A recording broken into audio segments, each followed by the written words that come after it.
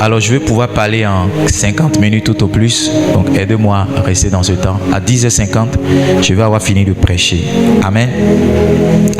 Là, comme je vous ai donné des images la dernière fois qui concernent donc l'influence. Amen. Est-ce qu'on peut avoir ça? Amen. Dieu ne veut pas qu'on donne notre vie au Seigneur Jésus et qu'on s'arrête là uniquement. Amen. Il y a deux dimensions dans notre marche avec le Seigneur. La première dimension, il y a la vie éternelle que nous recevons.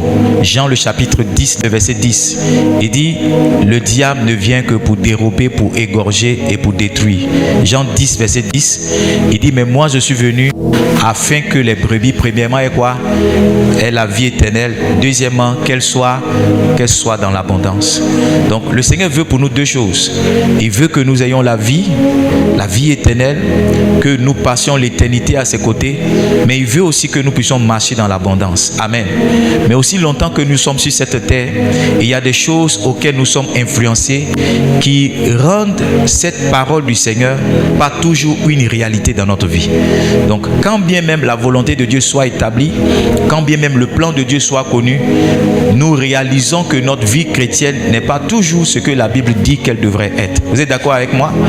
Et je me suis rendu compte, d'accord, qu'il y a certaines choses qui influencent notre vie en général. Tout homme est influencé par des choses. En Galates le chapitre 5, le verset 8, il dit cette influence ne vient pas de Dieu. Cette influence ne vient pas de Dieu. Ça veut dire deux choses. Ça veut dire qu'il y a des influences qui viennent de Dieu et ça veut aussi dire qu'il y a certaines influences qui ne viennent pas de Dieu. Amen. Et quelles sont ces influences? Jacques, le chapitre 3, le verset 15, nous dit cette sagesse ne vient pas d'en haut. Ça veut dire qu'il y a une sagesse qui vient d'en haut. Il dit elle est terrestre, elle est charnelle et elle est diabolique. Donc les quatre influences auxquelles sont soumis un homme, c'est l'influence spirituelle, l'influence terrestre ou l'influence mondaine, l'influence charnelle et enfin l'influence diabolique. Suivez-moi maintenant. Un homme est spirituel parce que l'influence qui domine dans sa vie est l'influence spirituelle. Un homme est mondain ou bien païen parce que l'influence qui domine dans sa vie est l'influence terrestre ou l'influence mondaine. Un homme est diabolique ou satanique parce que ce qui influence sa vie, c'est Satan et ses démons. Donc l'influence qui domine dans votre vie, c'est ce qui détermine le type de chrétien que vous êtes. Vous êtes un chrétien spirituel lorsque c'est l'influence spirituelle qui domine. Vous êtes un chrétien charnel lorsque c'est l'influence charnelle qui domine. Vous êtes un chrétien mondain lorsque c'est justement l'influence terrestre qui domine. Et vous pouvez être même un chrétien diabolique et satanique lorsque c'est justement Satan et ses démons qui dominent dans votre vie. L'objet de mon message, le but de mon message, c'est comment nous aider à traiter toutes les autres influences qui ne sont pas de Dieu. Amen. Afin que nous puissions être des chrétiens spirituels et que nous puissions vivre l'abondance que le Seigneur veut qu'on vive. 1 Corinthiens le chapitre 3. L'apôtre Paul écrit à l'église de Corinthe et il leur dit ceci au verset 1. 1 Corinthiens, il dit pour moi ce n'est pas comme à des hommes spirituels que j'ai pu vous parler. Ça veut dire que l'apôtre Paul s'attend à ce que l'église de Corinthe devienne une église d'hommes et de femmes spirituels. Donc il dit quand je vous écris ma lettre, mon intention c'est de parler à des hommes spirituels. Mon intention c'est de parler à des femmes spirituelles. Mais il dit je réalise que ce n'est pas à des hommes spirituels que j'ai pu parler. Maintenant il dit pourquoi? Il dit mais comme à des hommes charnels, comme à des enfants en Christ. Donc on peut être chrétien, on peut avoir donné sa vie à Jésus et ne pas être spirituel pour autant. Je vais peut-être vous choquer. Parler en langue même ne fait pas d'un homme un homme spirituel. Parce qu'il y a des gens qui parlent en langue mais qui ont des caractères de chiens. Et il y a des gens qui parlent en langue, il y a même des gens qui ont des visions mais qui ont des caractères de python et des caractères de tigre. L'objet de mon message, comme je suis en train de vous, dire, c'est de vous faire migrer, d'accord, du mondain au spirituel. Vous faire migrer de charnel au spirituel. Vous faire migrer du satanique au spirituellement établi par le Seigneur. Est-ce que vous me suivez? Et je vous ai dit, je veux que la com revienne sur ce message. Je vous ai dit que quand bien même vous êtes convertis, ce matin, au cours d'intégration, on a lu un verset qui dit que le Seigneur nous a sauvés de ce présent siècle. Ceux qui sont en cours d'intégration, vous vous rappelez du verset? On dit Jésus nous a sauvés du présent siècle. Le présent siècle, c'est le monde. Est-ce que je peux avoir mon image? Le présent siècle, c'est le monde. Donc Jésus, en mourant sur la croix, nous a sauvés du monde. Amen. Nous ne sommes plus du monde, mais aussi longtemps que nous sommes dans la chair, nous sommes dans le monde. Et si nous sommes dans le monde, nous allons être influencés par le monde. Amen. Si nous sommes dans le monde, nous allons être influencés par les temps. Nous allons être influencés par la pluie. Ce matin, par exemple, c'est dimanche, on veut venir à l'église, mais on est venu avec beaucoup de retard. Pourquoi? Parce qu'il a plu. Donc, quand bien même on est disposé à venir servir le Seigneur, il y a quelque chose qui a défini notre heure d'arrivée ici. C'est la pluie. Donc, si nous vivons dans le monde, nous serons influencés par toutes ces choses. Et je vous ai dit comment on fait pour ne pas être influencé par le monde. D'abord, je vous ai dit que le monde, c'est d'abord le cosmos, l'univers dans lequel nous sommes. Le monde, c'est aussi plusieurs personnes rassemblées dans un lieu. Mais la chose importante, le monde, c'est une structure, c'est un système de pensée. Et dans le monde, la chose qui nous influence le plus, c'est comment on pense, comment on réfléchit. C'est pourquoi quand l'apôtre Paul prie pour l'église de Éphésiens, il a dit, je prie que vos yeux soient illuminés, c'est pas ça, et que vous puissiez apprécier quel est l'héritage de Dieu pour vous. Parce qu'un enfant de Dieu, un homme qui est né de nouveau, peut continuer à être influencé par le monde. Et je vous ai dit que le monde essaie de prendre contrôle de votre vie à travers justement le système de pensée, mais aussi à travers vos associations et vos fréquentations. C'est pourquoi la première chose que tu dois faire lorsque tu donnes ta vie à Jésus pour devenir spirituel, tu dois établir la parole de Dieu comme étant ta loi, la plus grande autorité de ta vie. Donc si le monde dit quelque chose et que la parole de Dieu dit le contraire, c'est ce qui est dans la parole de Dieu que tu dois faire. Si le monde dit quelque chose et que la parole de Dieu confirme cela, ça veut dire que Dieu n'a pas de souci à ce que justement on puisse faire cela. Je vous ai montré une chose qui nous influence dans le monde, ce sont les alliances que nous portons. Il est écrit nulle part dans la Bible que si un homme se marie à une femme, il doit porter une alliance. Vous êtes d'accord avec moi? Vous êtes d'accord avec moi? Mais aussi longtemps que porter une alliance n'enfreine pas ou bien n'intervient pas ou bien ne bloque pas notre vie chrétienne, ça ne nous dérange pas de le faire. Vous êtes d'accord avec moi ou pas? Amen? Vous êtes d'accord avec moi? Donc il y a beaucoup de choses. Par exemple, c'est le monde qui nous dit que les hommes doivent porter un pantalon et les femmes doivent porter une jupe. Mieux encore même, il y a certains pays où lorsqu'un homme est bien habillé, c'est une jupe qu'il porte. Il y a certains pays où quand un homme est bien habillé, c'est une jupe qu'il porte. Voilà. La Bible dit, parlant de Samuel, que sa maman lui a fait une petite robe. Quand vous lisez Samuel, la Bible dit que sa mère lui a fait une robe. C'est écrit dans 1 Samuel chapitre 2 au chapitre 3. Donc Samuel a porté une robe. Qui dit que le pantalon c'est pour garçon? Qui vous a dit ça? Qui vous a dit que la jupe c'est pour une femme? Et vous voyez, souvent les gens font des débats, les chrétiens rentrent dedans. Femme ne porte pas pantalon. Qui a dit que pantalon c'est pour femme? C'est Adam qui a porté ça. Parce que Adam, le jour il a décidé de s'habiller, il a taché son corps avec des figues. C'est pas ça? La Bible, il a fait des vêtements avec quoi? Des feuilles de figues. Donc si tu veux t'habiller selon le modèle de la Bible, tu dois t'habiller avec des feuilles de figues. Hello? Amen. Oh. Si tu dois t'habiller selon le modèle de la Bible, tu dois t'habiller. En tout cas, Adam, là, il s'habille avec des feuilles de figues. Donc, tu vas aller acheter. Est-ce qu'on a des figuiers ici en Côte d'Ivoire? Peut-être tu vas prendre palmier pour faire une robe avec palme. Voyez-vous? Donc, ce message nous permet de comprendre un tant soit peu tous ces faux combats dans lesquels nous sommes. C'est pourquoi moi, ça ne m'intéresse pas qu'une femme porte pantalon. C'est mon avis personnel. Qu'un homme porte une jupe aussi longtemps que c'est décent et qu'on ne voit pas les parties de son corps et que cela n'est pas un scandale pour les autres, je suis à l'aise avec. Vous me suivez? Donc j'étais en train de vous dire que ce que vous devez établir pour ne pas être influencé par le monde, c'est de définir la Bible comme étant la plus grande autorité. Deuxièmement, c'est de méditer la Bible. Parce que lorsque vous méditez la Bible, vous téléchargez la manière de penser de Dieu. Vous ne pensez plus comme un homme. Est-ce que vous me suivez? Et enfin, c'est de pratiquer ce que la Bible dit. Parce que vous pouvez définir la Bible comme étant la plus grande autorité. Comme beaucoup de personnes ont au chevet de leur lit, leur Bible ouverte au psaume 91. Mais ils n'ont jamais lu ça. Ils connaissent le psaume 91 par cœur, mais c'est juste parce qu'ils ont peur des démons et des sorciers. Après ça, ils s'en foutent de ce que la Bible dit et ce qu'ils doivent faire avec ce que la Bible dit. Est-ce que vous me suivez? La deuxième chose que vous devez vaincre, la deuxième influence, on le voit ici, c'est l'influence de la chair. C'est l'influence de quoi? Suivez-moi bien. La nouvelle naissance n'affecte pas votre chair. Votre chair n'est pas née de nouveau. J'ai envie de dire quelque chose, mais il y a des enfants parmi nous. C'est pourquoi, quand bien même vous êtes né de nouveau, il y a certaines envies qui sont encore là. Oui, si tu aimes le vin, que tu nais de nouveau, ton amour pour le vin ne disparaît pas pour autant. Est-ce que vous me suivez? Parce que c'est un besoin de ta chair.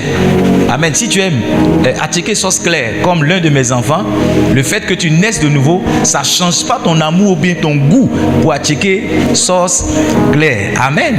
Amen. Donc tu es devenu... Donc qu'est-ce que la nouvelle naissance influence? La nouvelle naissance influence notre esprit. C'est notre esprit qui est régénéré. Quand la Bible dit que nous sommes devenus une nouvelle créature, ce n'est pas que nous avons changé d'ethnie, nous sommes devenus gros bien clairs, mais c'est l'esprit qui est en nous là qui est régénéré. Il dit à ceux qui l'ont reçu, à ceux qui ont cru en elle, elle leur a donné le pouvoir de devenir enfants de Dieu. Dieu est spirituel, c'est pourquoi tous ceux qui sont de Dieu sont spirituels. Dieu est spirituel, c'est pourquoi tous ceux qui sont de lui sont spirituels. Alors, savez, si c'est notre esprit donc qui a été affecté par la nouvelle naissance, ça veut dire que notre chair continue de nous combattre. Et vous allez voir que quand quelqu'un naît de nouveau, il a de nouvelles envies, mais ces nouvelles envies là aussi sont combattues par ses anciennes envies qui sont les envies de la chair. Qui sont comment? Qui sont les envies de la chair. Et je vous ai défini le mercredi, pour ceux qui n'étaient pas là, que la chair a 3 définitions. La première définition de la chair, c'est la membrane, d'accord? L'organe, ou bien ce qui est sur votre... qui cache vos os. C'est ça votre chair. Touche ta chair. Touche ta chair. Touche ta chair. C'est pourquoi un homme peut toucher une femme et puis dire, tu es en chair. Tu es en chair, c'est pas ça? Tu es en pime, tu es en chair, c'est pas ça? Vous faites comme si c'est moi, je suis un mauvais pasteur. Mais répondez. Ou bien c'est moi, je suis gâté. Ah, mais pourquoi vous faites ça? Quand c'est comme des gens disent non, mais le pasteur là, il dit les choses, les gens sont spirituels, puis il est en train de les gâter. Amen. Touche quelqu'un, dit tu es en chair.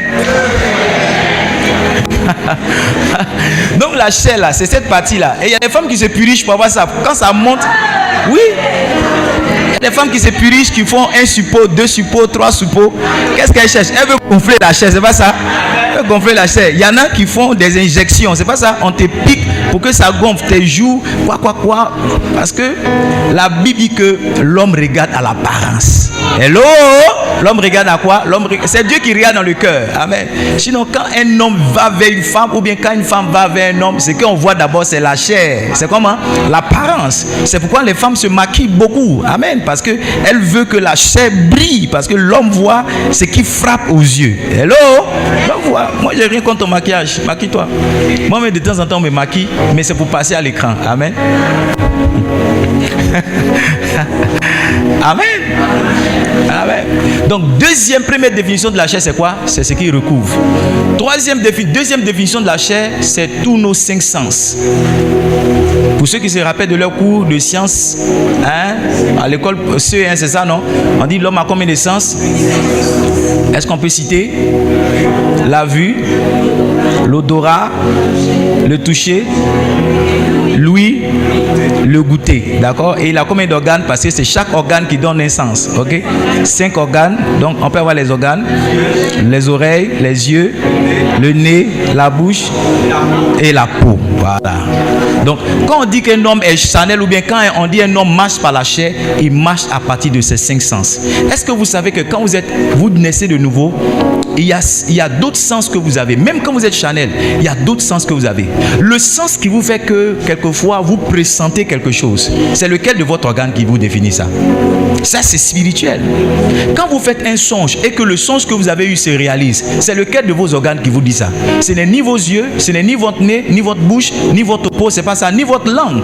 C'est une partie de vous qui est spirituelle, dans lequel le Seigneur est parti télécharger cette image ou ce film qui a été tourné dans l'esprit et qui va se manifester dans... Donc ça veut dire que même quand vous êtes charnel, il y a une partie de vous qui est activée spirituellement. Sauf qu'on dit de vous que vous êtes charnel parce que vous êtes gouverné par vos 5 sens. C'est ce qui domine, c'est ce qui a la prédominance. C'est pas ça? C'est ce qui a la grande partie en vous. Est-ce que vous suivez? Troisième définition de la chair, c'est un état spirituel. Et tout à l'heure on l'a lu, 1 Corinthiens chapitre 3, le verset 1. L'apôtre Paul dit: ce n'est pas comme à des hommes spirituels que j'ai pu écrire. Pour moi, frère, ce n'est pas comme à des hommes spirituels que j'ai pu vous parler, mais comme à des hommes charnels. Lisez la dernière partie avec moi. Comme à des enfants en Christ. Donc quand on dit qu'un homme est charnel, ça veut dire qu'il est né de nouveau, sauf que dans le règne de l'esprit, c'est un enfant. Parce qu'aussi longtemps que vous grandissez physiquement, spirituellement aussi, vous faites quoi? Vous grandissez. Donc vous êtes charnel, ça correspond à un état spirituel de l'enfance.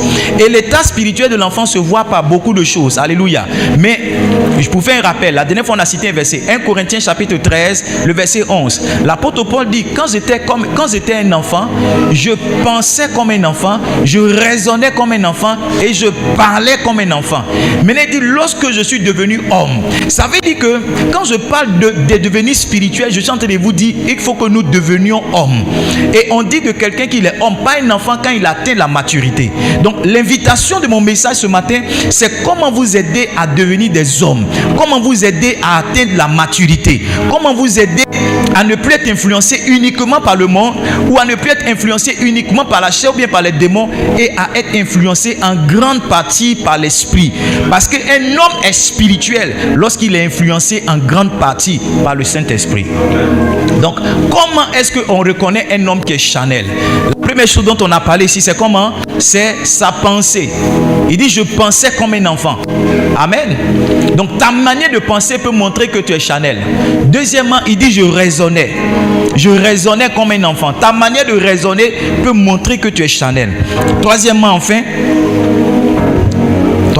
comment? C'est quoi? Il dit je parlais. Donc ton niveau de langage peut montrer que tu es un enfant ou bien tu ne l'es pas. Alléluia. Je veux montrer encore d'autres indicateurs de niveau charnel d'un enfant de Dieu.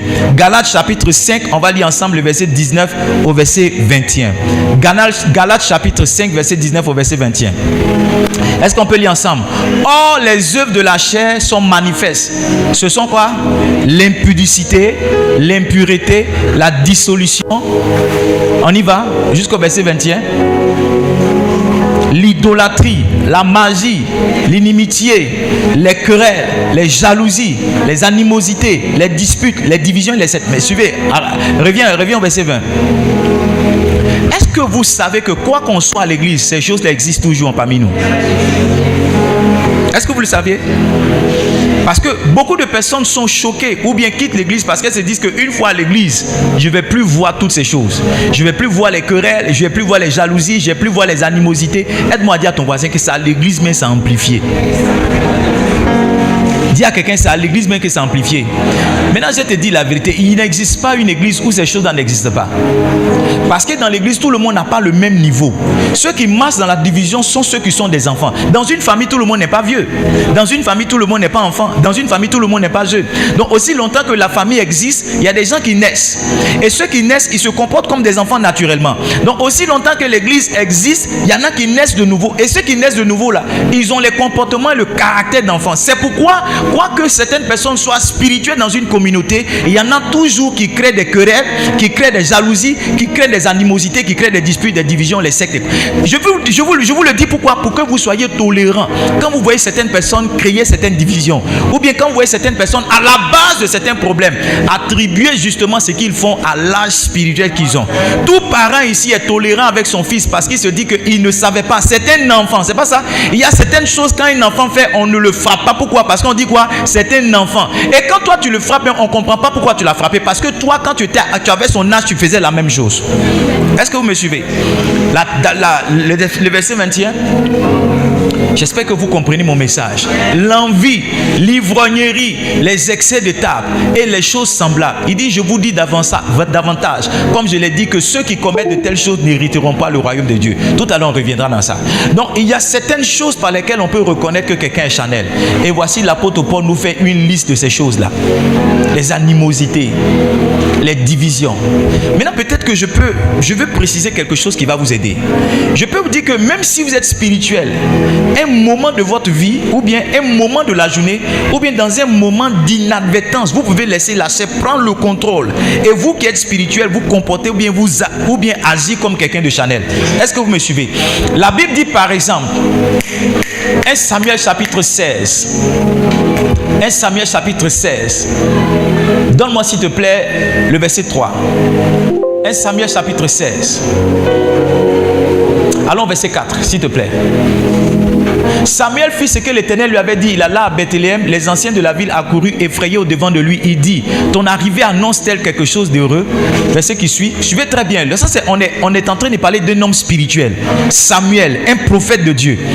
Le verset qui suit. Il répondit, oui, je viens pour offrir un sacrifice à l'Éternel. Sanctifiez-vous et venez avec moi au sacrifice. Il fit aussi sanctifier Isaïe et ses fils et les invita au sacrifice. Verset 6.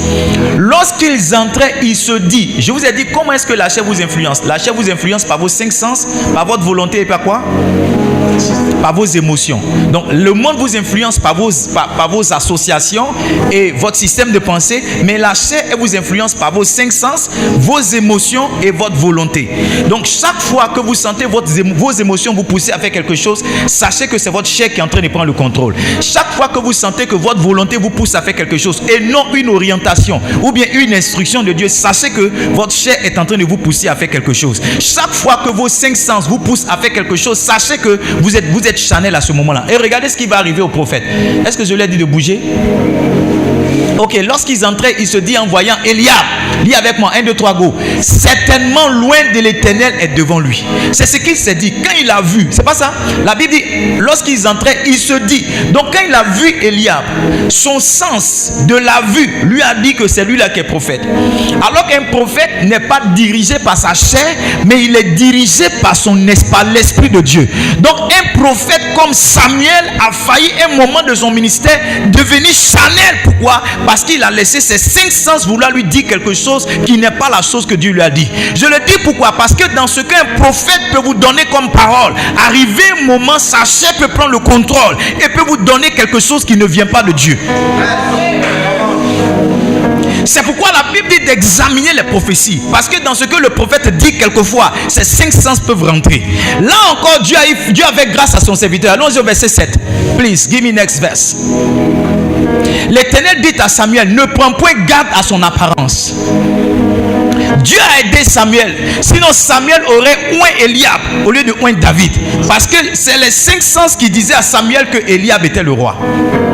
Combien de fois tes 5 sens t'ont trompé dans une appréciation d'une chose que Dieu voulait te donner? C'est pourquoi si vous vous mariez seulement avec elle est en pime, elle est en chair, vous risquez d'épouser des Dalila, vous risquez d'épouser des Vatchi, vous risquez d'épouser des sorcières. Parce que si c'est le teint et la forme seulement qui vous impressionnent et ce n'est pas l'Esprit de Dieu qui vous oriente dans vos choix, vous risquez de vous perdre. Si cela a pu arriver à Samuel, je me demande toi-même qui n'arrive pas à te rappeler de tes songes, combien de fois tu te trompes? Si cela a pu arriver à Samuel, je me demande toi qui as encore peur des démons, qu'est-ce qui peut t'arriver encore? Est-ce que vous me suivez? Donc mon message c'est de vous envoyer à passer du niveau du monde, du niveau de la chair au niveau de l'esprit. Mon père spirituel dit quand une église est spirituelle, il y a moins de problèmes. La prolifération ou le pléthore, je ne sais pas si ça se dit comme ça, mais le nombre important de problèmes dans une église relève le niveau de maturité, le niveau de spiritualité. Est-ce que vous me suivez? Donc la chair essaie de vous influencer par vos émotions, par vos 5 sens et par votre volonté. Est-ce que vous me suivez jusque-là? Mets la main sur la tête et prie, dis Seigneur, aide-moi à être spirituel. Que je ne marche pas par mes 5 sens, que je ne marche pas seulement par mes émotions, mais que je marche par l'esprit. Que je ne marche pas seulement par mes émotions, mais que je marche par l'esprit. Merci Seigneur de le faire au nom puissant de Jésus-Christ de Nazareth. Quelqu'un dit Amen. Alors, quelle est la conséquence maintenant de vivre dans la chair? Je poursuis mon message à partir de ce matin. C'est maintenant que je commence à prêcher. Oh mon Dieu. Quelles sont les conséquences de vivre dans la chair? Première conséquence, la guerre de votre âme. La Bible dit en 1 Pierre le chapitre 2, je vais citer le verset 11. 1 Pierre chapitre 2 verset 11. Il dit ceci. Bien-aimés, je vous exhorte comme des étrangers et voyageurs sur la terre à vous abstenir des convoitises charnelles qui font la guerre à votre âme. Qui font la guerre à quoi? Qui font la guerre à quoi? Est-ce que je peux avoir 3 personnes? 3 personnes. Venez, venez, voilà. Venez. Ok. Chacun vient. Et Béné, assieds-toi, chacun vient venir. Mets-toi au milieu, viens, chacun, mets-toi à gauche. Mets-toi ici. D'accord? L'homme est tripartite. Amen. Il est fait de quoi?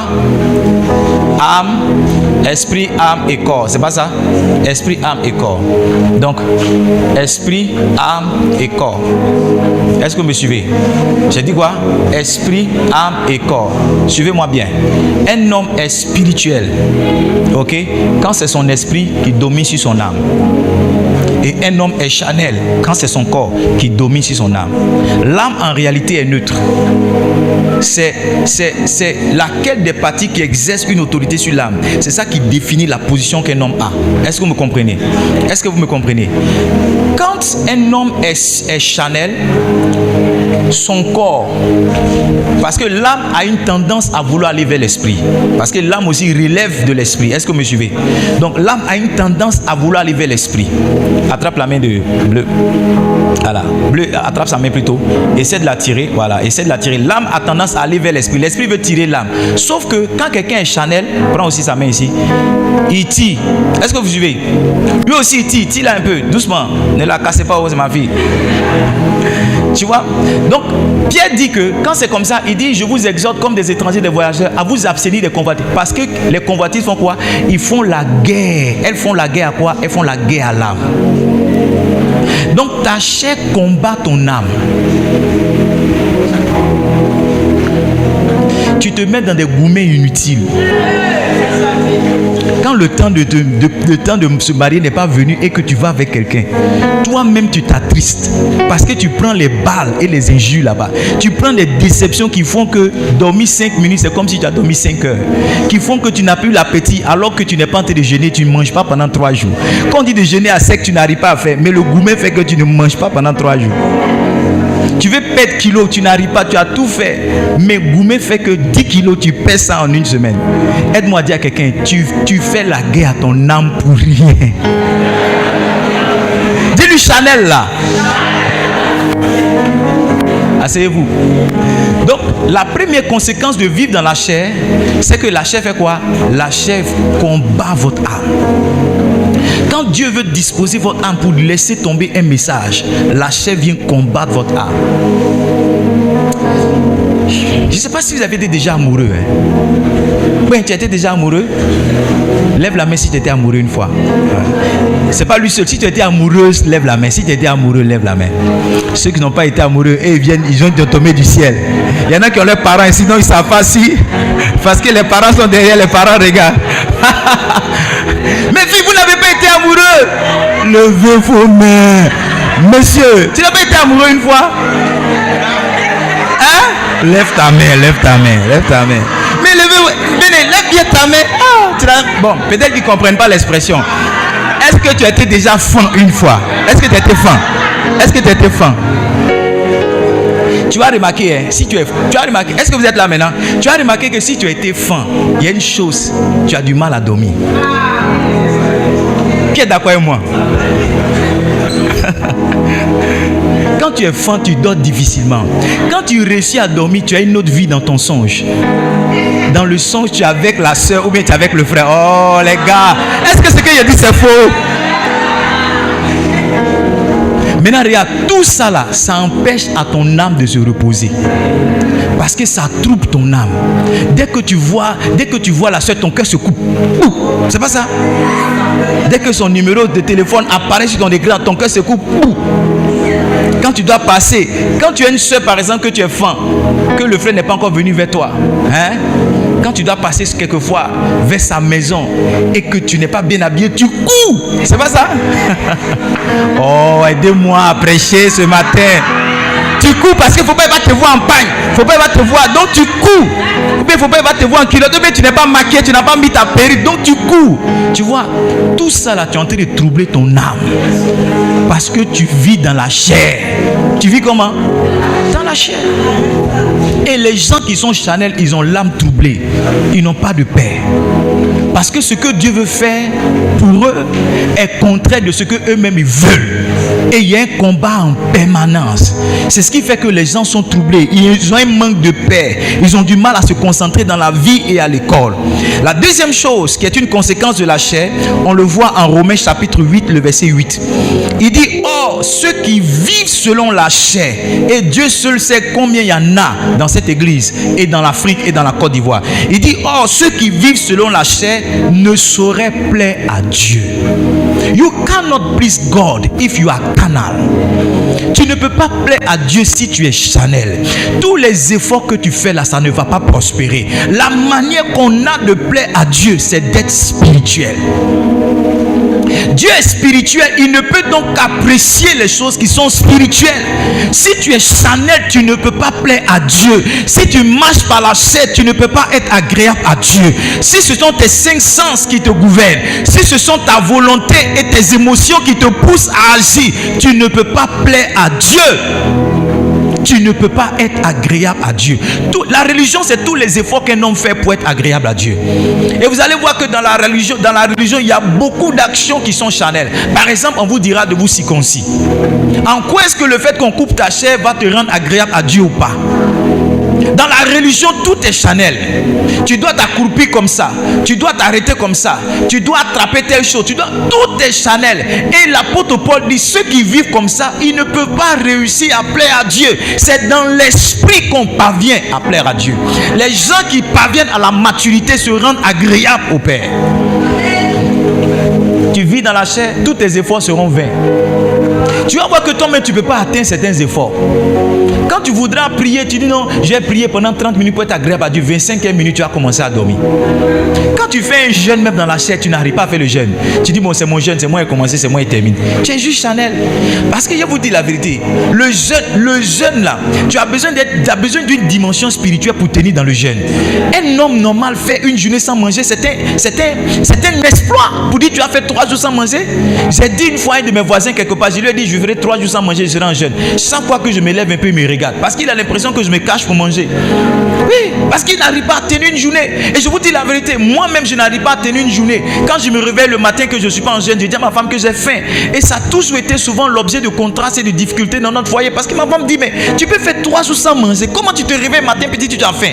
Je lui dis que quand je jeûne, il y a quelque chose qui vient sur moi qui m'aide à ne pas avoir faim.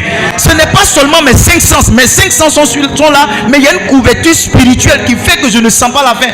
Donc quand la couverture n'est pas là, je suis comme tout homme. Je me lève le matin, j'ai envie de manger. Pardon, fais-moi à manger. Est-ce que vous me suivez?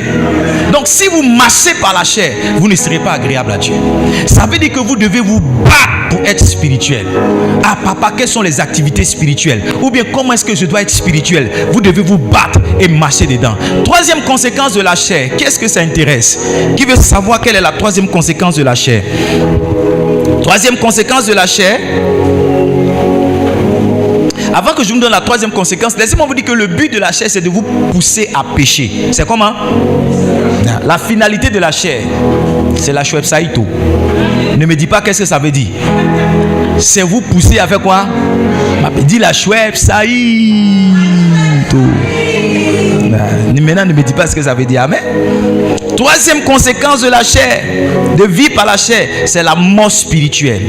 Romains chapitre 8, verset 13. By the way, lisez tout le livre de Romains, surtout le chapitre 8. L'apôtre Paul parle de la chair et de l'esprit là-bas. Il dit, si vous vivez selon la chair, vous mourrez. Si vous vivez selon la chair, vous allez faire comment? Vous allez mourir. La mort spirituelle commence lorsque un homme commence à se laisser diriger par sa chair. Tu commences à dégringoler du spirituel à la chair lorsque ce sont tes sens, lorsque ce sont tes émotions, lorsque c'est ta volonté qui te conduit. Est-ce que je peux vous aider? Quelquefois, ta volonté peut vouloir t'envoyer à l'est et le Saint-Esprit va vouloir t'envoyer à l'est, à l'ouest et à l'est. Est-ce que tu me suis? Tu deviens charnel lorsque tu décides pour toi de marcher non selon ce que Dieu te dit, mais de marcher selon ce que tu sens. La Bible nous parle d'un monsieur qui s'appelait Jonas. C'est pas ça, Dieu lui dit d'aller où ça? À Ninive. Et lui décide d'aller où ça? À Tarsis. Comment est-ce qu'il a fini? Il a fini avalé par comment? Donc le chemin de la chair, ça va t'amener à être avalé par un gros poisson. Le chemin de la chair, c'est le chemin qui mène à la mort. Le chemin de la chair, c'est le chemin qui conduit à la mort. Quand on dit que quelqu'un est mort spirituellement, ça veut dire que dans cette partie de son existence ou de sa vie, il est simplement dirigé par sa chair. Est-ce que vous me suivez jusque-là? Donc, première conséquence, c'est quoi? La guerre de notre âme, c'est pas ça? La chair fait la guerre à notre âme. Deuxième conséquence, c'est quoi? La chair fait quoi? La chair nous empêche de plaire à Dieu. On ne peut pas plaire à Dieu. Troisième conséquence, la mort spirituelle. Et maintenant, regardez. Tout à l'heure, on a lu Galates chapitre 5, verset 21. Est-ce que je peux l'avoir encore? La Bible dit ceci, parlant des manifestations de la chair. Il dit, je le dis à la fin du passage, que ceux qui commettent de telles choses n'hériteront point le royaume de Dieu. N'hériteront point le royaume de Dieu. Je pense que c'est la chose la plus importante de toutes les conséquences que la chair provoque.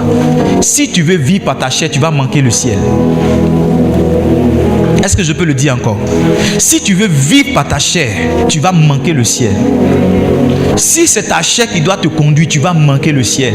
Et mes enfants, si vous êtes encore charnel, que vous luttez avec les plaisirs de ce monde, vous luttez avec le sexe, vous luttez avec toutes ces choses-là, laissez-moi vous dire que ces choses-là vont vous faire perdre le ciel. Vous allez perdre le royaume de Dieu et vous allez vous retrouver en enfer. Il y en a qui ont fait le vœu ou bien l'alliance de marcher avec les démons et de se retrouver en enfer. Mais si vous ne marchez pas dans ça, soyez tellement sérieux avec votre vie chrétienne que vous ne manquez pas le ciel. Suivez-moi, levez la tête, regardez-moi. Posez-vous la question à chacun. Si Jésus devait descendre maintenant, quel serait votre sort? En fait, tu connais la réponse et tu es sûr de la réponse. Si Jésus devait descendre maintenant, quel sera ton sort? Quel serait ton sort? Est-ce que si Jésus vient te trouver dans cette qualité de relation, tu es sûr que tu vas monter avec lui? Est-ce que si Jésus vient te trouver avec ce que tu as fait hier, est-ce que tu vas monter avec lui? Je pense que si on se pose au quotidien cette question, ça va déterminer notre choix d'être spirituel ou bien notre choix de marcher par la chair. Ne venez pas à Livingstone et puis vous allez aller en enfer. Non, ne venez pas ici chaque dimanche pour aller en enfer. Ici, ce n'est pas un cas pour aller en enfer. Ici, c'est un cas pour aller au ciel. Ici, c'est un cas pour aller au paradis. Je suis un homme que Dieu a établi pour aider les gens à connaître Jésus, à marcher comme il veut et à rentrer au ciel. Dieu ne m'a pas appelé à participer au péché des gens et à les conduire en enfer. Non, c'est pourquoi si vous venez ici, laissez-moi vous interpeller pour vous dire que l'enfer et le paradis sont une réalité. Et c'est la qualité de vie que vous aurez eu sur cette terre en acceptant bien, en refusant Jésus, en marchant dans le péché, dans la sanctification, qui vont définir ou bien qui va définir où est-ce que vous passerez l'éternité. Livingstone, chers frères et sœurs, si vous avez trop vécu sur cette terre, la Bible dit c'est 120 ans, mais l'éternité c'est 120. Je préfère que 120 ans tu te concentres à être spirituel et que tu marches l'éternité avec Dieu et que tu vives comme tu veux sur cette terre et que tu sois l'éternité en enfer. S'il te plaît, ressaisis-toi. Ressaisis-toi. Si Jésus vient maintenant, tu pars où? On est toujours en train de dire non, demain je vais m'améliorer. Après demain je vais m'améliorer. Oh, l'année prochaine je vais m'améliorer. Il y en a qui ont dit ça, mais qui n'ont pas vu demain. Il y en a qui ont dit ça, mais qui n'ont pas vu après demain. Il y en a qui ont dit ça, qui n'ont pas vu l'année prochaine. Ne sois pas de cette église en prenant en manquant de prendre la résolution de devenir spirituel, de laisser la chair, de laisser le péché, de laisser le monde et de te concentrer sur Jésus. La Bible dit à quoi ça sert à un homme de gagner le monde s'il doit perdre son âme. Le prix de ton âme a plus de valeur aux yeux de Dieu que tout ce que tu peux gagner dans le monde. C'est pourquoi pour ton salut, Jésus-Christ n'a pas donné des dollars, il n'a pas donné des euros. La Bible dit que c'est par son sang, c'est par sa chair qu'il a payé ton salut, qu'il t'a racheté du péché. Tu ne peux pas négliger un si grand sacrifice en vivant comme tu veux. Tu n'honores pas le Seigneur quand tu vis dans le péché. Tu n'honores pas le Seigneur quand tu vis dans la chair. On se réclame d'église, on se réclame de communauté, on se réclame de dénomination. On est en train de faire les combats et puis on manque l'essence même de la vie chrétienne. Un jour, un dimanche, un oncle m'a dit: Edmond, tu fais quoi? J'ai dit: je vais laver mes habits. Il dit: on ne lave pas les habits le dimanche. C'est le jour du Seigneur. Et pendant qu'il me disait ça, il avait une cigarette dans la bouche. Et il venait de sortir de sa chambre ayant trompé sa femme avec une autre femme.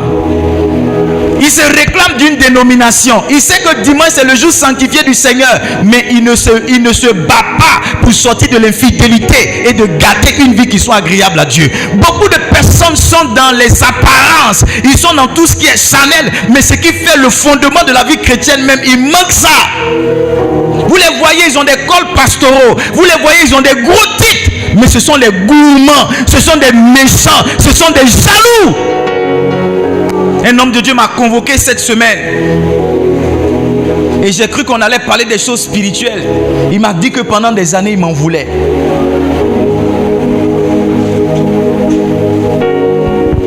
Je lui ai dit, papa, j'ai le choix entre me fâcher contre toi, être déçu, et te donner la possibilité de me connaître encore mieux. Comment tu peux penser ça de moi? Je lui ai dit, peut-on parler d'autre chose que de nous asseoir, de parler de quelqu'un? Je lui ai dit, je suis trop concentré pour laisser ce que j'ai à faire pour venir critiquer quelqu'un. Pour venir critiquer quelqu'un.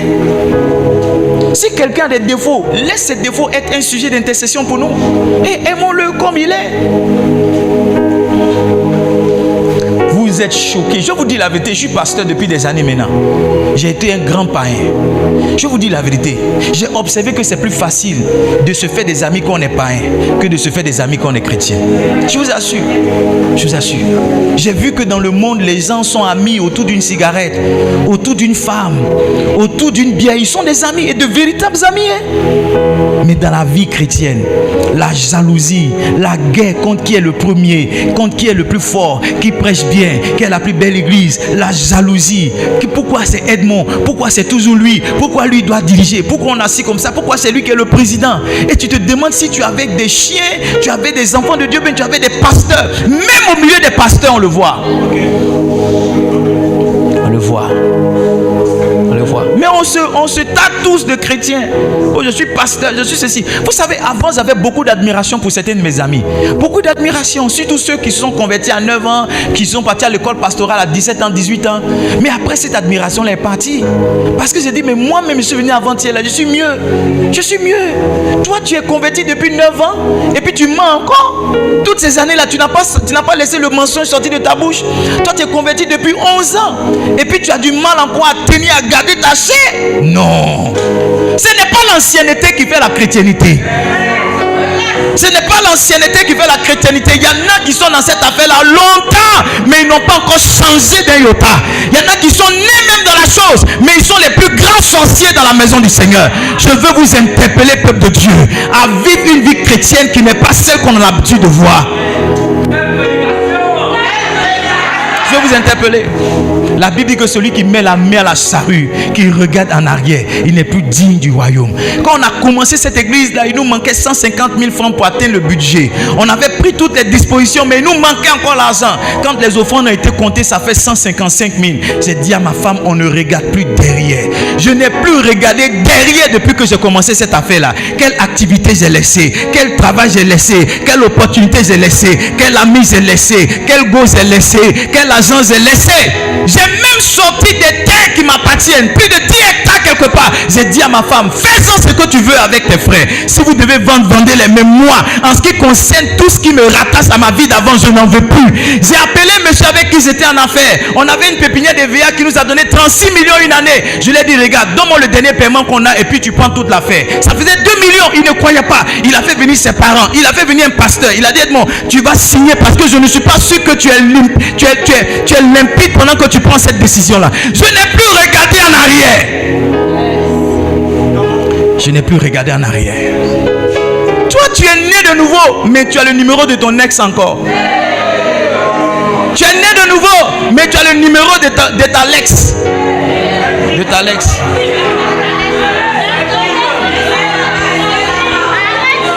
Tu sais pas trop, tu sais pas l'affaire de Jésus là où ça t'a envoyé. Donc, tu as ta main droite avec Jésus, tu as ta main gauche dans ton passé. Et tu gères, tu gères. Quand le Seigneur te donne à manger, te donne la manne, tu manges. Le jour t'a pas donné la manne, tu cherches poisson braisé et pour le braiser ton chéri là-bas. Regardez-moi, vous êtes dans l'hypocrisie, vous êtes en train de vous fatiguer. Suivez-moi, aussi longtemps que vous ne serez pas sérieux dans cette affaire, vous allez stagner et tourner en rond. Beaucoup d'entre vous, vous n'êtes pas passé au prochain niveau parce que vous n'avez pas encore décidé de vivre par l'esprit ou de vivre par la chair.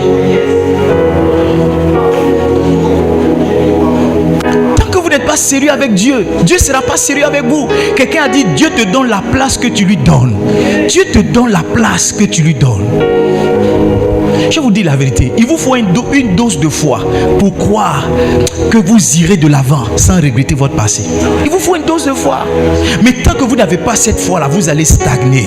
Le Seigneur attend juste que vous puissiez lui faire confiance et dire, Seigneur, moi j'ai décidé de vivre cette vie-là.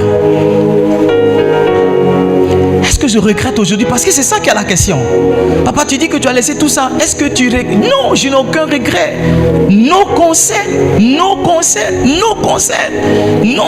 J'ai dit à mon épouse pendant qu'on était dans ce bel hôtel, dans cette baignoire, je lui ai dit, entre le pasteur et le banquier, tu préfères qui?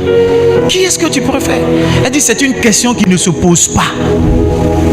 Parce que le banquier ne m'a pas envoyé où je suis. Écoutez-moi bien, la vie en Christ, ce n'est pas une vie fade, misérable que vous voyez beaucoup de personnes là. Non, ce n'est pas ça la vie en Christ.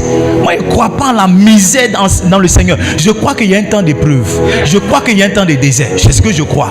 Mais même dans le désert, tu manges au moins 2 fois par jour. Parce que le désert où on ne mange pas 1 fois par jour, ce n'est pas le désert de la Bible. Non, ce n'est pas le désert de la Bible.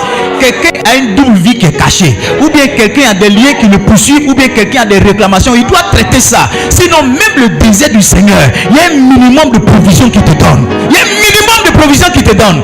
Il dit que je suis venu afin que mes brebis aient la vie et qu'elles soient dans l'abondance. On va monter, on va descendre, on va finir des milliardaires, on va finir des millionnaires. C'est juste le processus dans lequel on est. C'est pourquoi on ne peut pas regretter notre ancienne vie. Avoir des millions et être incapable de dormir le soir. Je préfère avoir le minimum et avoir ma paix. Avoir ma paix.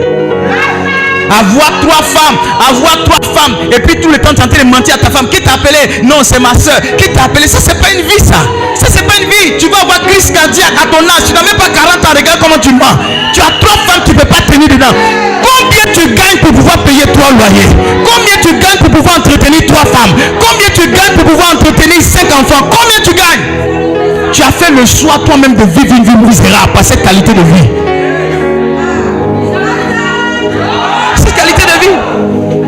Tu as fait le choix d'être misérable. Tu as fait le choix d'être misérable. Tu as fait le choix d'être misérable. Et on vient à l'église, on dit Seigneur, je prie, je fais 5 jours, je ne vois pas le Seigneur. Le Seigneur est fidèle. Mon frère, Dieu, le Dieu que je sais, il est fidèle. Il n'y a pas un sujet pour lequel j'ai levé la voix, Dieu ne s'est pas manifesté. Il n'y a pas un sujet. Il n'y a pas un sujet. Le Dieu que je sais est fidèle. Le Dieu que je sais est fidèle. C'est ta double vie qui fait que Dieu te cache sa face. C'est ta double vie qui fait que ce que tu demandes, tu ne le vois pas. C'est ta double vie qui fait que tu ne vois pas l'exaucement. Dieu n'est pas Gaou, tu ne peux pas tromper Dieu. Tu ne peux pas vivre une vie bizarre et t'attendre à ce que Dieu se manifeste. Ça ne marche pas comme ça. Ça ne marche pas comme ça. Le jour où tu es fatigué de vivre dans la chair, dans le péché, viens dire Seigneur, maintenant je laisse tout, je veux te voir. Tu verras le Seigneur. Tu verras le Seigneur. Cette vie-là, ça marche pas. Ça marche pas. Hier, j'étais avec mes enfants, mes 2 derniers là. Depuis combien de semaines, papa, on va aller à la piscine. Je n'avais pas, je vous dis la vérité, je n'avais rien d'important sur moi. Mais j'ai compris que quand un homme s'occupe de sa famille, Dieu s'occupe de lui. Quand j'ai dit à ma femme même que je partais à la piscine, elle m'a regardé pour me dire, mais l'argent que tu m'as donné, c'est quel argent tu as eu même. Mais je sens qu'elle n'a pas eu la force de me dire ça. Et je suis parti les enfants. Quand je suis parti là-bas, ce qui a failli affecter ma foi, c'est qu'ils ont multiplié l'argent de la piscine par 2. Donc l'argent que j'avais prévu de dépenser là, j'étais obligé de multiplier ça par 2. Maintenant, suivez-moi bien. Pendant que j'étais avec mes enfants, j'ai reçu un appel. Parce que quand j'étais assis avec mes enfants, j'ai dit à Dieu, si tu ne m'as pas visité aujourd'hui, je ne sais pas comment je vais faire le culte demain. Je ne sais pas comment on va faire la semaine. Je ne sais pas. Je ne sais pas. Et quelqu'un m'a dit, papa, tu es où? J'ai dit, je suis là. Il dit, je viens te trouver là-bas. Je vais te trouver là-bas. Je vais te trouver là-bas. La vie dans le Seigneur, là, elle est réelle. Dieu va t'éprouver. Il va t'éprouver pour voir si tu es venu sincèrement ou bien tu es intéressé. Il va t'éprouver, c'est vrai. Mais l'épreuve là, c'est pas toute ta vie. C'est quelle vie chrétienne? 40 ans d'épreuve, ça c'est quoi ça? Quand est-ce que tu as commencé à boire yaourt? Quand est-ce que tu as commencé à laper une glace pour dire que tu as mangé une pizza? Ça c'est pas épreuve. C'est pas épreuve. Regardez-moi. Beaucoup d'entre vous, je vous dis ce qu'est votre problème. Je ne sais pas où mon message est parti. Quand tu viens en Christ là, quand tu viens en Christ, il y a une première chose que Jésus fait. Il te dépouille de ton ancienne vie. Maintenant, suis-moi. Plus tôt tu te laisses dépouiller, plus vite tes problèmes passent. Mais quand tu résistes au dépouillement là, tu fais durer ton temps de problème. Ça veut dire que si tu étais millionnaire, que tu as donné ta vie à Jésus, tu vas te retrouver sans rien un bon moment. Parce que le Seigneur ne rebâtit pas sur des anciennes ruines. Il bâtit avec de nouvelles fondations. Donc il va déblayer tout ce que tu as eu dans le monde, les maisons que tu as volées, les quoi, il va enlever tout ça. Il va enlever. Et puis lui, maintenant, il va commencer à bâtir pour lui. Tu sais, parce que si Dieu n'a pas fait ça, tu vas tomber dans l'orgueil. Et tu ne seras pas suffisamment humble pour pouvoir le suivre. Beaucoup d'entre vous êtes à ce niveau-là. Mais voyez-vous, vous ne vous laissez pas malaxer. Vous ne vous laissez pas traiter par le Seigneur. Vous résistez encore à ce que Dieu fait. Ah, avant j'avais l'argent, je ne comprends pas. Donc souvent tu es sincère, tu es concentré, mais souvent tu voles. Souvent tu es sincère, mais souvent aussi tu voles. Donc tu es entre les deux. Et puis tu vois, de toute façon c'est mélange. Dieu ne peut pas se mettre dedans. Tu ne peux pas se mettre dedans. Donc tu fais 25 ans, 30 ans. Tu dis non, mais cette histoire-là, on n'a encore rien vu. Non, c'est à ton niveau. Laisse le Seigneur te dépouiller. Laisse-le t'enlever. Quelquefois, dans le dépouillement, les gens vont se moquer de toi. Quelquefois, dans le dépouillement, les gens vont te rabaisser. Mais laisse, c'est la saison. Quand tu seras dépouillé, maintenant, le Seigneur va te prendre. Et il va commencer à mettre le l'or sur toi. Il va commencer à mettre de l'or sur toi. Et les gens qui ne te considèrent pas vont commencer à te considérer. Les gens qui ne te voient pas vont commencer à te voir. Et à la grande surprise de tout le monde, tu seras sur certains plateaux sur lesquels on n'espérait jamais te voir. C'est comme ça que le Seigneur fait. C'est le plan de Dieu. Mais est-ce que tu es prêt à te laisser dépouiller? Est-ce que tu es prêt?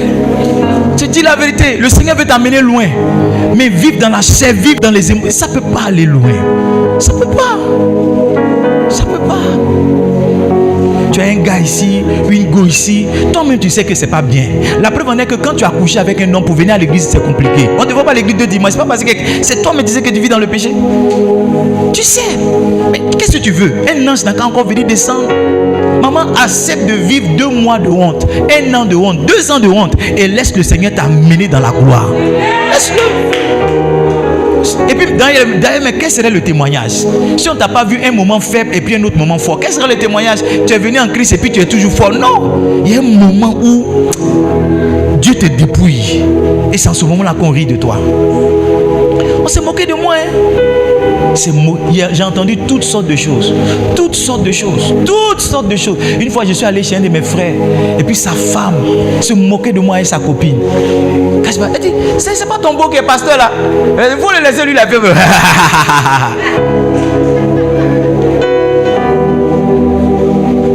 C'est le temps. Aujourd'hui là, tout le monde veut s'associer à mon nom. Ah, c'est ton frère? Ah oui, pasteur, oui, c'est mon frère. Tout le monde veut. Tout le monde veut passer. Maintenant c'est joli. Maintenant c'est beau. Maintenant on me voit avec des personnalités. Maintenant on entend mon nom quelque part. On entend mon nom à la radio, on entend mon nom à la télé. Donc maintenant tout le monde veut s'associer. Mais ça n'a pas toujours été comme ça. Ça n'a pas toujours été comme ça. J'ai accepté de perdre ma chair, de perdre mes émotions. Ça fait mal quelquefois. Mais c'est une chirurgie qui va t'aider. Il n'y a aucun homme qui est spirituel qui n'est pas passé par ce que je vous décris. Aucun homme. Ah, j'ai pas fini mon message. Comment on fait pour être spirituel? Je vous donne les clés puis on arrête. Qu'est-ce que ça intéresse? De toute façon, vous êtes devenu calme là. J'espère que vous n'êtes pas fâché après moi. La première clé pour devenir spirituel, je l'ai dit même en prêchant, c'est de souffrir les injustices et le dépouillement. Sur le chemin de ta spiritualité, tu dois te dépouiller. On va se moquer de toi. Se moquer de toi. Toute ta gloire, la grande go d'avant, Mona la milliardaire, Patrick 1000 euros, Patrick, 1000 euros, va chercher 100 francs pour manger, Gab, elle ne va pas avoir. Parce que c'est le chemin. C'est le chemin. Ils vont dire, c'est pas 1000 euros qu'elle a. Ils vont dire, c'est pas Mona, la femme guerrière là. Ils vont se moquer. Mais c'est le chemin. C'est le chemin. C'est comment? Un jour, un pasteur m'a vu dans un car. Un punti ou bien un kunti, je ne sais plus. Il m'a vu dans ce cas-là. Quand il m'a vu, il était découragé. Il dit, ah, vraiment. Et il a commencé, il dit, mon frère, c'est ma saison. Laisse-moi monter dans mon car, il est parti. C'est ma saison de monter dans le car. Laisse-moi monter dans le car. Dieu merci, encore, il y a eu transport pour partir. Un moment, mais il n'y avait pas de transport. Non, laisse-moi partir. Quand mon temps va venir, ma voiture va venir. La voiture va venir. Laisse le temps. Il y a des gens qui ne veulent pas passer par ça, donc ils vivent au-dessus de leurs moyens. Il va aller prendre voiture de telle personne, aller louer pour telle personne, aller mettre son habit là où il ne peut pas, parce qu'il ne veut pas accepter que lui, le grand gars, maintenant il est réduit à rien. Si c'est ta chaussure, vous lavez vos cirés, vous portez. C'est le moment. C'est le moment. Je vous ai raconté cette histoire au début là, quand Pasteur ici me faisait les photos, il y avait un costume bleu. Chaque dimanche, je suis dedans. Donc quand il finit les photos du dimanche, il met mon costume bleu là, il met ça en vert, il met ça en rouge, il met en noir. Et je l'ai appelé, j'ai dit, regarde, c'est la saison. Faut pas changer la couleur de mon costume. Laisse mon costume. C'est la saison. C'est la saison. On est en train de construire. On peut pas, je préfère construire que de payer costume. Laisse, c'est la saison. Un moment va venir, j'aurai beaucoup de couleurs de costumes. C'est la saison. Maintenant, il y a le costume vert, et le costume noir, et le costume rouge. Il y a 2 costumes rouges même. C'est la saison. Comment on fait pour être spirituel? Il faut se discipliner. Il faut faire quoi? 1 Corinthiens 9. On va lire le verset 26 au verset 27. Est-ce que vous êtes ici? Il dit, moi donc je cours, non pas comme à l'aventure, je frappe, non pas comme battant l'air. Verset 27, je fais une chose. Verset 27, il n'y a pas 27. Il dit, mais comment? Je traite durement mon corps, je le tiens assujetti, de peur d'être moi-même rejeté après avoir prêché aux autres. Il traite durement son corps, parce que la chair de l'homme c'est son corps. Donc il traite durement son corps, il malmène son corps, il fait souffrir son corps. Et il y a des pasteurs qui mettent leurs pieds dans les glaces pour pouvoir prier. Moi je ne fais pas ça, mais j'ai une autre manière de me malmener aussi. Malmène son corps, traite durement son corps pour ne pas être charnel. Je ne sais même pas quel exemple je vais vous donner, par exemple, qui montre combien de fois je traite durement mon corps. C'est le manque de sommeil, par exemple. On a fait une veillée du lundi, c'est pas ça, vendredi, samedi. Mais samedi, je n'ai même pas dormi. J'étais en train de tourner. À 10h, j'étais déjà debout. Pour quelqu'un qui est venu à la maison à 6h, pratiquement 10h. Mais même 10, c'est pas que je suis rentré. Je n'ai même pas dormi même. Je n'ai pas dormi. Je traite durement mon corps. Je traite mon corps. Si tu n'as pas affaibli ton corps va te diriger. Si tu es en train de nourrir ton corps, tu nourris ton corps va te diriger. L'apôtre Paul dit, je traite durement mon corps. Qu'est-ce que l'apôtre nous dit? Il a mis en place une discipline. Quand vous devez être spirituel, je vous ai dit la dernière fois, quand vous voyez des hommes qui sont spirituels, ils ont des disciplines personnelles. Il y a des hommes de Dieu qui ne saluent pas les gens. C'est pas parce qu'ils se croient supérieurs. C'est que dans son alliance de spiritualité là, pour être spirituel là, il ne doit pas saluer n'importe qui. Il y a des hommes de Dieu qui ne touchent pas de femmes. Ne touchent pas de femmes. Il a une discipline. Moi je fais une confidence. Je ne prends pas une femme dans la voiture. Je ne me retrouve pas seul dans la voiture avec une femme. Si tu vois une femme dans la voiture, c'est que mon fils est là. Ou bien, peut-être c'est... Mais je ne prends pas une femme. Donc souvent vous voyez, vous dépasse, vous dites, mais papa, il aurait pu me prendre mon avec. Non, je ne prends pas. Tu as monté dans la voiture en voulant monter là, ta jupe, tu n'as pas bien habillé, tu vas me mettre dans les problèmes. Et toi-même, tu es monté dans la voiture. Si tu me vois dans la ville avec une femme dans la voiture, tu ne vas pas te poser des questions. Parce que l'église n'est pas à côté de l'hôtel. L'hôtel n'est pas à côté de l'hôtel n'est pas loin de l'église. Toi seul même, tu as commencé à faire les trucs comme donc tout ça là, je ne me mets pas dedans. Donc si tu vois, je ralentis. Ma fille. Mais c'est ça, c'est ma discipline personnelle. Voilà. Je n'étais pas obligé de vous dire ça, mais je vous dis ça parce que certaines personnes se sont déjà fâchées. Ils disent, mais papa va y passer, il peut me prendre dans la voiture. Voiture là, c'est nous tous on a payé. Il y a des gens qui disent ça. Dis à ton voisin, il ne va pas te prendre. Dis à quelqu'un d'autre, il ne va pas te prendre. Il faut lui dire encore, il ne va pas te prendre. Donc il y a des gens qui ont leur discipline comme ça. Il y a des gens qui ont une discipline. Voilà.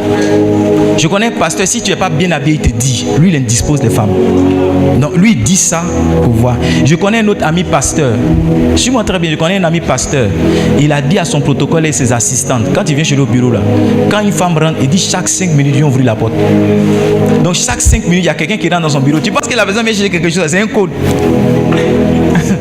Non, c'est sa discipline. Pour ne pas qu'il soit tenté ou bien une sorcière saute sur lui. Donc chaque 5 minutes, il y a quelqu'un qui vient le sauver. Lui, c'est comme ça. Donc quand il parle, papa, et puis quelqu'un rentre. Papa, je suis venu prendre ça. Il dit, ah ok, prends. C'est un code. Toi, tu es dedans, tu dis, mais le pasteur là même, à quel moment parler? Parce que dans cette histoire des pasteurs, il y a beaucoup de choses qu'on voit. Un de mes amis, c'est sa caméra qui l'a sauvé. Une dame est venue faire certaines choses. Et cette dame avait été envoyée par certaines personnes. Et il a dit non, il a décliné l'offre de la femme. Et la femme lui a dit, comme tu as décliné l'offre, j'ai crié au viol. Parce que si elle est au bureau qui a écrit viol, tout le monde va rentrer pour dire viol. Et il lui a montré un stylo. Il dit, ce que tu vois, c'est une caméra. Tout ce qu'on a dit, actuellement on est filmé. Et elle a commencé à pleurer. Oui. Donc il y a des pasteurs qui ont des caméras dans leur bureau. C'est leur discipline. C'est la discipline. Il y a des pasteurs qui ne font pas de délivrance. Ils donnent la délivrance. Pas ça. Souvent même quand on fait délivrance, que les gens tombent sous l'onction, on dit une seule n'a qu'à attraper une seule. C'est pas ça. Un frère n'a qu'à attraper. Parce que d'attraper. Tu connais la chanson attraper, non? Dis à ton voisin si tu connais la chanson attraper. Oui. Tu vas attraper la soeur comme ça, la soeur est en train de tomber. Et puis ta main va tomber sur sa poitrine. Dis Après tu as dit à la soeur que la délivrance n'a pas bien réussi à l'église. Toi-même, personnellement, tu seras son délivreur. Vous devez avoir des disciplines. Vous devez avoir quoi? Vous devez avoir des disciplines. Il y a des choses que vous ne devez pas faire. Voilà, il y a des choses que vous ne devez pas faire. Tu ne dois pas te retrouver seul, par exemple, avec un garçon quelque part. Ça doit être une discipline pour toi. Une discipline. Une discipline pour toi. Une discipline que moi j'ai. Je ne vais pas au maquis. Je vais au maquis. Si Dieu m'inviter, il faut m'inviter dans un restaurant. On va au maquis.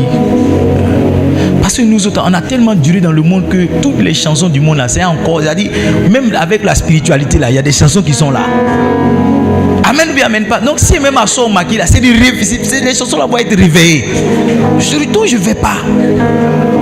Je n'écoute pas les chansons du monde. Ça, c'est ma discipline personnelle. Je n'écoute pas les chansons. Si j'écoute une chanson, c'est que c'est une chanson de Dieu. Il y a des pasteurs qui arrivent à écouter. Nous, on a vécu dans le monde. On a travaillé dans le monde. On a fait fort. Donc, il y a beaucoup de choses. Dieu nous aide, mais il y a beaucoup de choses qui sont encore là. Donc, on sait notre faiblesse. On ne peut pas aller se mettre là-bas. Donc je n'écoute pas les chansons du monde. Je ne regarde pas les émissions du monde. Je ne fais pas ça. Il y a un de mes fils, il est toujours live TV. Je n'ai rien contre cette TV là.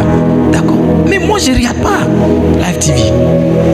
Je ne regarde pas NC. Si tu me vois NC, 2 jours là, comme je commence à regarder de temps en temps le match de football de Côte d'Ivoire à cause de mes enfants. Mais je ne regarde pas tout ça. Ça c'est ma discipline. Si tu viens chez moi, si tu me vois en train de regarder une chaîne, c'est Nadio ou bien France 24. Et ça c'est quand ils sont en train de manger. Ou bien quand il fini de prêcher le dimanche, mercredi soir, je suis un peu fatigué quand il arrive. Nadio là, mais je dors devant. Je ne regarde pas tout ça. Mais je peux regarder des enseignements. Ça c'est ma discipline personnelle. Tu devrais avoir des disciplines, des choses que tu fais et des choses que tu ne fais pas. Pas dit quelqu'un dit Joe opposition. On a marqué, tu dis moi mais il y a longtemps une bière glacée. Bière. Tu sais à quel moment, je ne sais pas pourquoi Jésus dit ça. Bière. Tu sais à quel moment tu commences. C'est pas ça. Beaucoup de personnes qui sont allées boire une bière sont rentrées à la maison saoulées. Son intention, c'était d'aller boire une bière. Mais arrivé là-bas, ils ont mis sa chanson préférée. C'est comment il hésiterait devant. C'est maïs. Oh, chantez avec moi. Lui, c'est sa chanson, il n'aime pas. Donc, quand on met ça, il dit, il se rappelle. Il dit, dis que toi, tu prends une bière, donne une bière à toutes les services, envoie 5. Quelqu'un qui va dire boire une bière, il a sa 6e bière. Frère, pardon, si tu connais ta faiblesse, il faut pas aller là-bas. La dernière chose qui va te rendre spirituel, c'est ce que j'appelle les activités spirituelles. Le jeûne et la prière. Le jeûne et la prière. Peut-être que je ne vais pas enfoncer parce que mon temps est arrivé. Mais regardez, vous ne pouvez pas être spirituel sans jeûner. Parce que le jeûne, c'est l'activité physique qui détruit la chair de l'homme.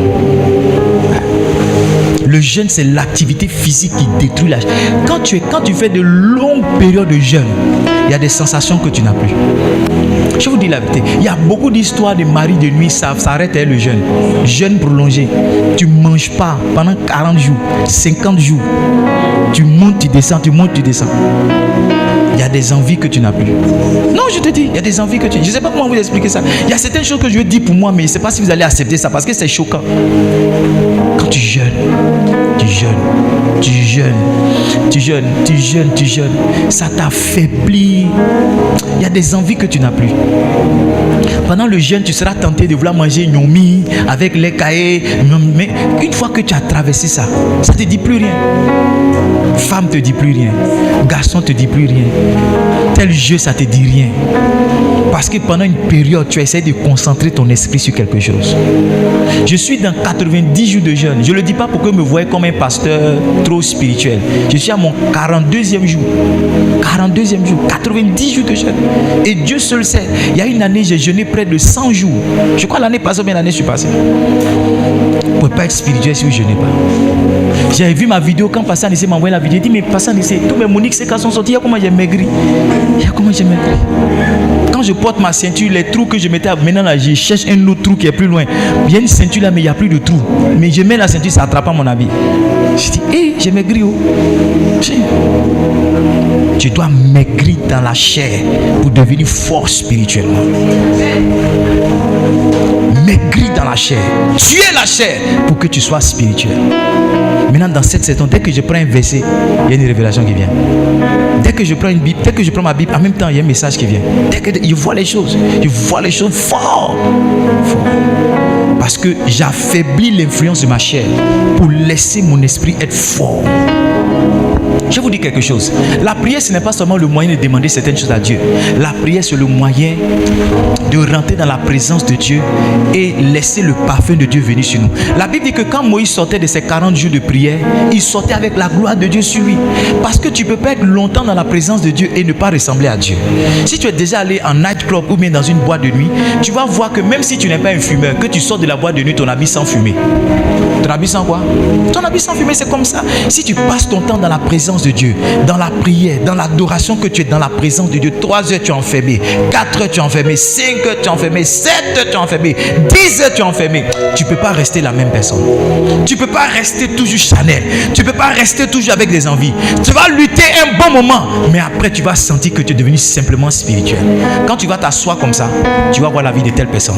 Dès que tu vas même les odeurs que tu vas sentir, ça sera des odeurs spirituelles. Je vais vous encourager. Cette vie Chanel où tu es toujours fâché, tu es jaloux, tu es méchant, où tu vis à ta volonté, tu vis à tes sens, ça ne va pas t'envoyer quelque part. Ça ne va pas t'envoyer quelque part. Laisse le Saint-Esprit te montrer la voie, te diriger afin que tu t'accomplisses. Est-ce qu'on peut se tenir debout?